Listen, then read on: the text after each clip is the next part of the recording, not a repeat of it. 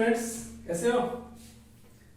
हम लोग डिस्कस कर रहे थे क्लास 12 का सॉल्यूशन चैप्टर। ये चैप्टर का लेक्चर नंबर 2 है। लेक्चर नंबर 1 कल हम लोगों ने डिस्कस किया था। डेट वाइज लेक्चर्स आपके आ रहे लेक्चर 2, ठीक है। हम लोग पढ़ रहे थे कंसंट्रेशन टर्म्स। कंसंट्रेशन टर्म्स मतलब सांद्रता पद, ठीक। कंसंट्रेशन टर्म्स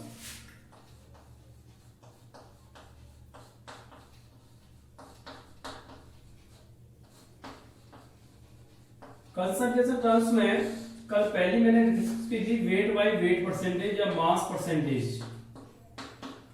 इसका फॉर्मूला था मास of solute, mass of solute, solute मतलब विलेय, ठीक है। मास of solute divided by mass of solution, mass of solution, mass of solution multiply with 100। Percentage calculate कर रहे हैं, ये 100 से मल्टीप्लाई करेंगे, ठीक है। आपको सॉल्यूट का मास ऊपर रखना है, टोटल जो सॉल्यूशन का मास है वो नीचे रखना है, मल्टीप्लाई विद 100 करना है, ठीक है। ये कहलाया आपका मास परसेंटेज। इसका एक एग्जांपल अपन देखें, एक सवाल देखते हैं कि 11 gram of oxalic acid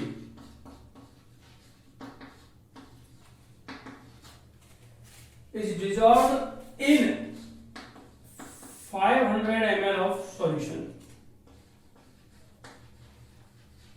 aqueous solution. If the density of solution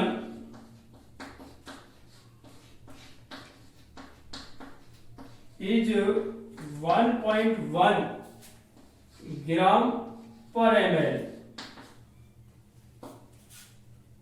then calculate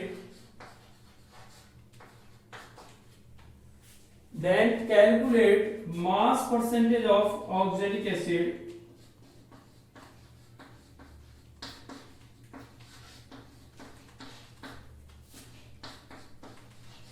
mass percentage of oxalic acid in solution, ठीक है। एक सवाल है कि 11 gram of oxalic acid is dissolved in 500 ml aqueous solution. If the density of solution is 1.1 gram per ml, then calculate mass percentage of oxalic acid in solution. कहने का मतलब है एक जलीय विलयन बनाया गया है ऑक्सैलिक एसिड का, जिसका टोटल वॉल्यूम है कितना 500 ml। उसमें ऑक्सैलिक एसिड का जो अमाउंट है वो कितना है 11 ग्राम। जो सॉल्यूशन है उसका जो घनत्व है, जो डेंसिटी है वो आपके 1.1 ग्राम पर ml है। ऐसी कंडीशन में आपको उस सॉल्यूशन में ऑक्सैलिक एसिड जो सॉल्यूट है उसका मास परसेंटेज कैलकुलेट करना है। अब देखिएगा इसका सॉल्यूशन देखें हम लोग, तो सॉल्यूशन में सबसे पहले आप ये देखिए, आपको जो दी हुई क्वांटिटीज हैं वो कौन कौन सी हैं, ठीक है। आपको दिया गया है ऑक्सैलिक एसिड जो कि क्या है सॉल्यूट, तो मास ऑफ सॉल्यूट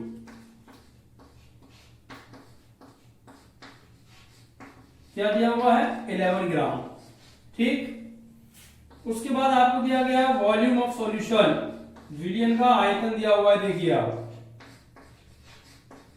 कितना दिया हुआ है 500 ml। और क्या दिया हुआ है डेंसिटी ऑफ सॉल्यूशन,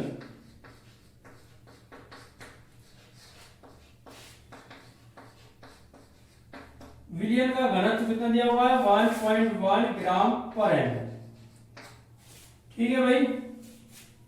अब आप देखिए हमें क्या ज्ञात करना है वेट बाय वेट परसेंटेज। अब आप लोग वेट बाय वेट परसेंटेज का फॉर्मूला लिखें पहले, ठीक है। तो फॉर्मूला अगर आप देखें तो weight by weight percentage is equal to, ये फॉर्मूला लिखा हुआ है ऊपर, इसको अपन यूज कर लेते हैं। Weight by weight percentage is equal to mass of solute, तो मास ऑफ सॉल्यूट कितना दिया हुआ है 11 ग्राम, डिवाइडेड बाय क्या है मास ऑफ सॉल्यूशन। क्वेश्चन में सॉल्यूशन का मास दिया हुआ नहीं है, यहां मल्टीप्लाई विद 100। इसका मतलब क्या हुआ, इस क्वेश्चन को सॉल्व करने के लिए हमें सॉल्यूशन के मास की रिक्वायरमेंट है, जो कि दिया हुआ नहीं है क्वेश्चन में डायरेक्टली, लेकिन उसका वॉल्यूम दिया हुआ है और डेंसिटी दी हुई है, तो इसका अपन लोग यूज करेंगे। वॉल्यूम और डेंसिटी को यूज करते हुए हम लोग सॉल्यूशन का वैल्यू क्या निकालेंगे, मास कैलकुलेट करेंगे। तो किस तरीके से कैलकुलेट किया जाता है आप लोग जानते हैं कि D इज इक्वल टू होता है m अपॉन v, मतलब घनत्व बराबर द्रव्यमान बटे आयतन, density is equal to mass by volume. तो इसीलिए हमें चाहिए मास, तो मास बराबर क्या हो जाएगा D into V, density into volume, ठीक है, घनत्व इंटू आयतन। करिए सॉल्व। घनत्व कितना दिया हुआ है 1.1 ग्राम पर ml है, वॉल्यूम कितना दिया हुआ है 500 ml, ये पर ml और ये ml, ml कैंसिल हो जाएगा, बचेगा क्या ग्राम में। तो इसको सॉल्व करेंगे कितना आएगा 550 ग्राम, कितना आ गया 550 ग्राम। तो सॉल्यूशन का जो वॉल्यूम आपको दिया गया था और सॉल्यूशन की जो डेंसिटी आपको दी गई थी उसका आपने इस्तेमाल किया, और उसका यूज करते हुए हम लोगों ने सॉल्यूशन का जो टोटल मास है वो कैलकुलेट कर लिया है। इसे हम याद रखेंगे 550। आगे कैलकुलेशन है, आप इजीली कैलकुलेट कर सकते हैं। इसको देखिएगा 11 से कितनी बार 50 टाइम्स, और 50 से कितनी टाइम्स 2 टाइम्स, तो क्या आ गया आपका 2%। तो ये आपका 2% वेट बाई वेट सॉल्यूशन है, ठीक है। यहाँ ऑक्जेलिक एसिड का जो मास परसेंटेज है वो कितना है 2%, ठीक है 2%। हो गया सवाल सॉल्व। वापस से देख लीजिएगा एक बार, आपको दिया गया 11 gram of oxalic acid is dissolved in 500 ml aqueous solution. ये 11 ग्राम ऑक्जेलिक एसिड 500 ml विलियन में क्या है उपस्थित है। आपको विलियन का घनत्व दिया गया 1.1 ग्राम पर ml, density of the solution is 1.1 ग्राम पर ml, और ऐसी कंडीशन में आपसे उस सॉल्यूशन में ऑक्जेलिक एसिड का मास परसेंटेज पूछ रहा है, तो कैसे कैलकुलेट करेंगे। तो सबसे पहले आप मास परसेंटेज का फॉर्मूला लिख सकते हैं। मास परसेंटेज का फॉर्मूला ये रहा, weight by weight percent is equal to mass of solute divided by mass of solution multiply with 100। Oxalic acid अपना यहाँ सॉल्यूट है, इसलिए मैंने यहाँ लिखा है मास ऑफ सॉल्यूट, ठीक।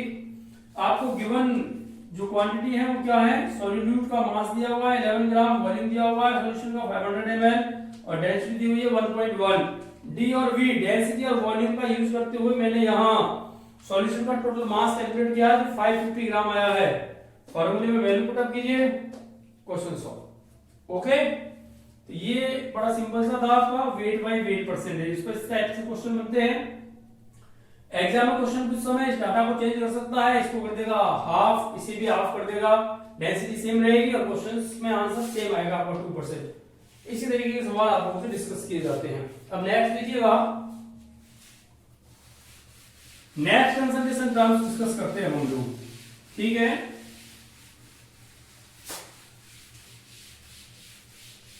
ये वीडियो जब रेगुलर रहेंगे आप लोगों के, आप लोग रेगुलर इन्हें देखें, वीडियो देखने के बाद बुक से जरूर पढ़ें, चीजें समझ में आएंगी आपके, ठीक। सेकंड है आपके वॉल्यूम परसेंटेज। क्या है वॉल्यूम परसेंटेज,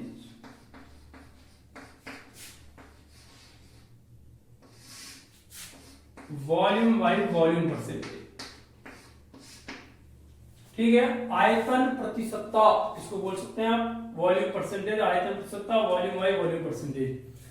इस टाइप की जो यूनिट है या इस टाइप की जो कंसंट्रेशन टर्म्स है उसका यूज कब किया जाता है, जनरली जब आपके दोनों ही कंपोनेंट सॉल्यूट और सॉल्वेंट विलय और विलायक दोनों किस फेज में होते हैं, लिक्विड फेज में होते हैं, तब आप लोग इस कंसंट्रेशन टर्म्स का यूज करते हैं वॉल्यूम बाई वॉल्यूम का। कब, जब सॉल्यूट और सॉल्वेंट दोनों ही कंपोनेंट आपके लिक्विड फेज में होते हैं तब जनरली इसका यूज किया जाता है। मींस क्या है, अमाउंट कह लो या वॉल्यूम कह लो, volume of solute in ml which is present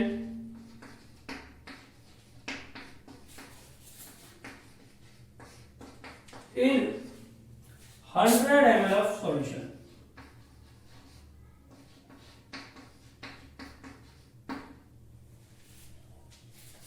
total जो सॉल्यूशन है उसका 100 ml है, उस 100 ml सॉल्यूशन में प्रेजेंट सॉल्यूट का जो ml में वॉल्यूम होगा वो आपका क्या कहलाता है, वॉल्यूम परसेंटेज कहलाता है।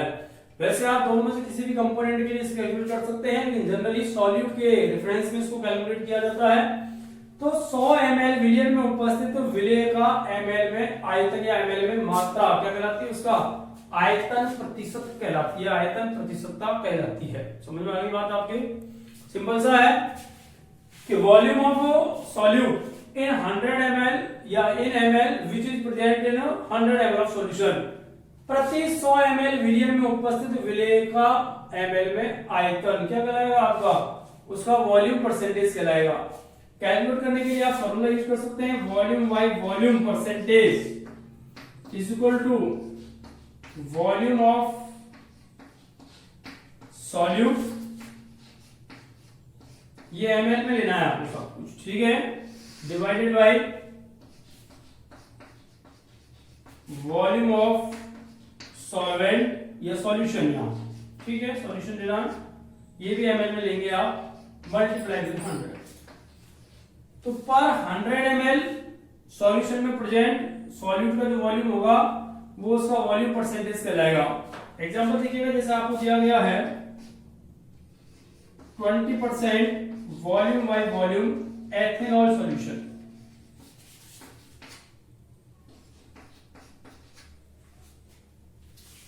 एथेनॉल का एक सॉल्यूशन प्रिपेयर किया गया है जिसका वॉल्यूम बाय वॉल्यूम परसेंटेज आपको दिया गया 20%।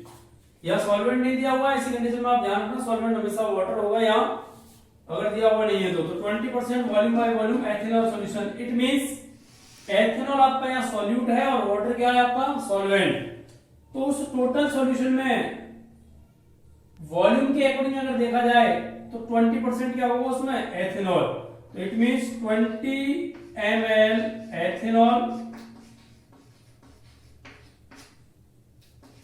में 80 ml वाटर क्या किया गया, डिजोल्व किया गया है, तो तब जाके कितना है आपका 100 ml।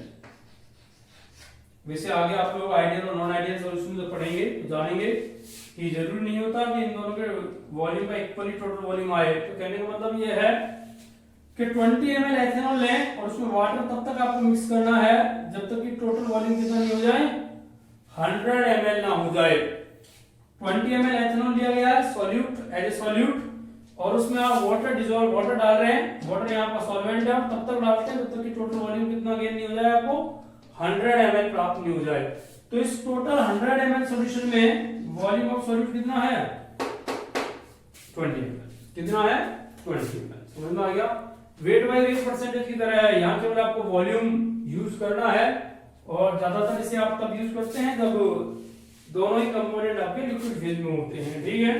तो जैसे दिया हुआ 20% volume by volume ethanol, it means 20 ml ethanol में वाटर को तब तक डाला गया है जब तक कि टोटल वॉल्यूम कितना नहीं हो जाए, 100 ml ना हो जाए। तो पर 100 ml solution amount of solute कितना है 20 ml है। तो इतना लिखने से ही आपको ये पता चल जाता है कि अमाउंट ऑफ सॉल्यूट कितना है और सॉल्यूशन कितना है।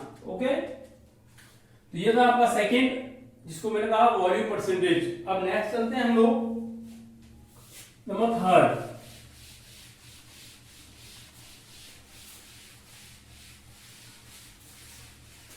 सिंपल कंसंट्रेशन टर्म्स हैं, ये ठीक से आनी चाहिए, इन्हें आगे चल के हम लोग मोलरिटी, नॉर्मेलिटी, मोलरिटी उनमें भी यूज करते हैं, ठीक। नेक्स्ट है आपके number third mass volume percentage,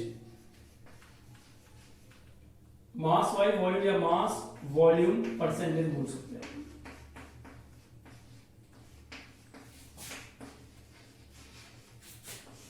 wait by volume percentage, यहां सॉल्यूट को मास वाली यूनिट में जबकि सॉल्यूशन को वॉल्यूम वाली यूनिट में रिप्रेजेंट किया जाता है। तो ये क्या है, मास of solute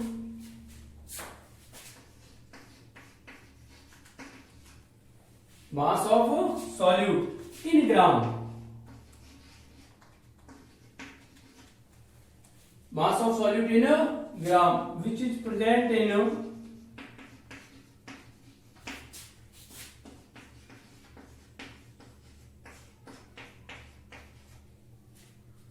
100 ml of solution।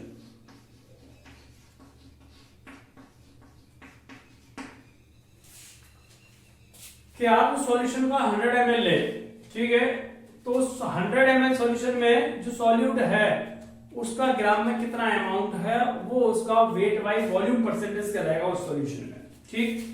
मतलब मास ऑफ सॉल्यूट इन ग्राम, ग्राम में सॉल्यूट का मास जो कि प्रेजेंट है कितने में, 100 ml सॉल्यूशन में। जनरली इस प्रकार के यूनिट का यूज तब करते हैं हम लोग जब सॉल्वेंट तो आपका लिक्विड फेज में हो और जो सॉल्यूट है वो आपका सॉलिड फेज में होता है, ठीक है। ज्यादातर तब इस यूनिट का यूज किया जाता है। इसको कैलकुलेट करने के लिए बड़ा सिंपल सा formula, weight by volume percentage is equal to क्या आ जाएगा आपका, mass of solute, mass of solute किसमें लेना है इसको, ग्राम में, डिवाइडेड बाई क्या आ जाएगा भाई, वॉल्यूम ऑफ सॉल्यूशन। इसको किसमें लेना है आपको, ml में, मल्टीप्लाई कितना करना है, 100, इतने में इतना तो 100 में इतना, सिंपल सा कंसेप्ट है, ठीक है। आपको दिया रहेगा कि इतना ग्राम इतने बिलियन में उपस्थित है, तो आपको उसको 100 में रिप्रेजेंट करना है, वो 100 में कितना उपस्थित होगा, और वही क्या हो जाएगा आपका मास बाई वॉल्यूम परसेंटेज हो जाएगा, ओके। देखिए मैं एग्जांपल लिखता हूं यहां बोर्ड पे, आपको दिया गया है 10% weight by volume aqueous solution of glucose.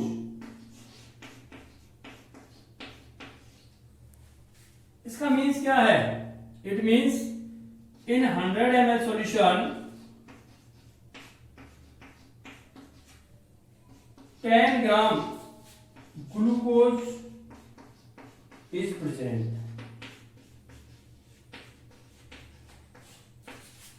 ठीक है। 10% weight by volume aq solution of glucose, इसका मीन्स ये है कि इस सॉल्यूशन के पर 100 ml में ग्लूकोज का कितना अमाउंट प्रेजेंट है, 10 ग्राम। तो अमाउंट ऑफ सॉल्यूट कितना हो गया, 10 ग्राम इन 100 ml सॉल्यूशन, ओके। अगर आप इसका 200 ml बना रहे हैं तो जस्ट डबल हो जाएगा, इन 200 ml में कितना आएगा, 20 ग्राम। 1000 ml बना रहे हैं तो कितना आएगा, 100 ग्राम। उसी रेशो में ये इंक्रीज होगा आपस में, ठीक है। तो ये कहलाता है आपका वेट बाई वॉल्यूम परसेंटेज। अब देखिए मैं क्वेश्चन देखते हैं इस पर, ठीक है। क्वेश्चन देखें, समझ में आ गया ना, ये weight by volume percentage equal to mass of solute divided by volume of solution, ठीक है। कैसा, वॉल्यूम ऑफ सॉल्यूशन किसमें लेना है आपको, ml लेना है, विलेय की ग्राम में मात्रा डिवाइडेड बाई विलियन का आयतन ml में मल्टीप्लाई विद 100, ठीक है। अब देखिएगा आगे इसमें सवाल देखते हैं।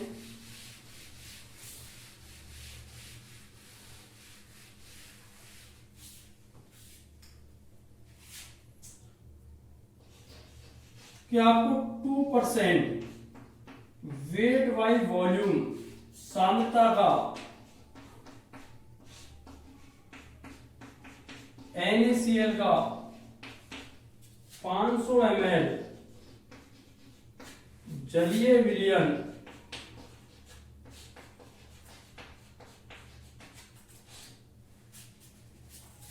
बनाने के लिए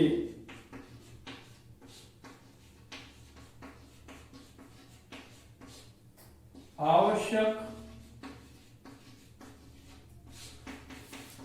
NaCl की मात्रा ज्ञात कीजिए।